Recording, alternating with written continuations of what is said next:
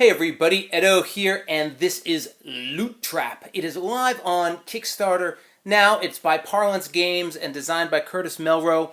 And I have to say, the quote at the top is, a card game that kind of sort of plays like board game.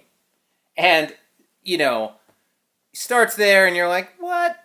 And then, it's got a roll card, I have to say, jumping in, I didn't really know what to expect. You're laying out a board, and then you're moving your little characters along it.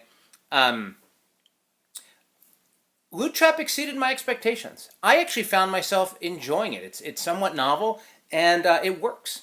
It has a pretty hefty duty amount of randomness to it.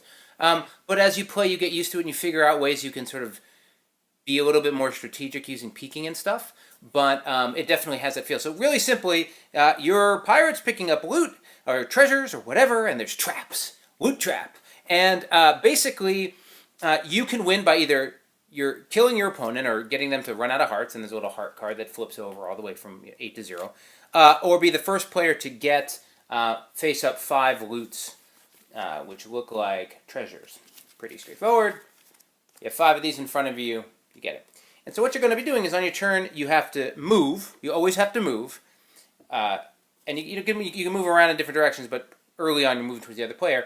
And as you walk, you then arm a card. So as people move around, the spaces they leave become traps. Most of the traps are bad. On occasion, they could be loot or something good. So it is possible to want to get on a trap, but most of the time it's going to hurt you. And then you can do a few things. You can peek at the card underneath you. Like, it's not a trap yet, but I can look underneath and swap out for it.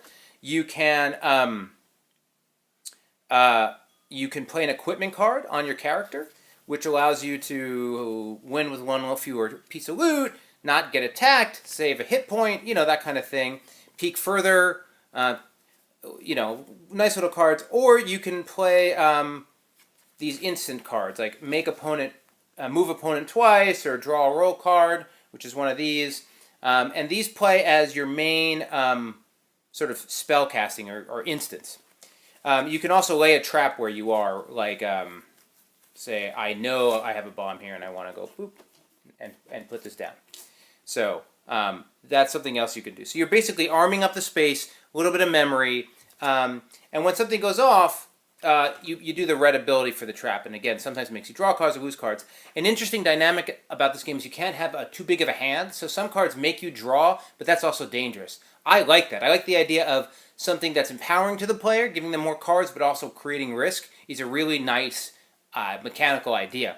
But basically, you're moving around and you're pushing your opponent into traps, and you're arming them and disarming them, and you're trying to get the right equipment. The roll card is more interesting than I thought it was going to be. You sit there for a while, and you're like, why am I not just rolling a die? And why isn't there a die in here? And you figure it out because you can't, when a 6 has been pulled, you don't put it back, right? So it's a diminishing set of choices, which is the very definition of why you'd want cards versus a die, because the die is always going to have all the options.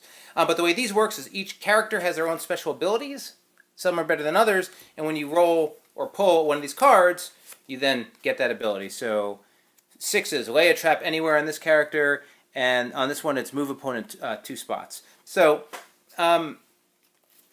what loot flips is random, what you draw is random, what you're rolling in ability is random, right? It's a little bit much, but I just found it entertaining to be moving around and doing that. It's hard to have a deep strategy. It's more reactive, but it's interesting. So check it out. And I would love to think that maybe some of the stretch goals could be, little player stands, so they're not all cards, and perhaps a couple other things. But I think it sort of very much delivers what it is, if you know what I mean. And there's a bunch of different modes and options for 2v2 geared up. And they do change the feel.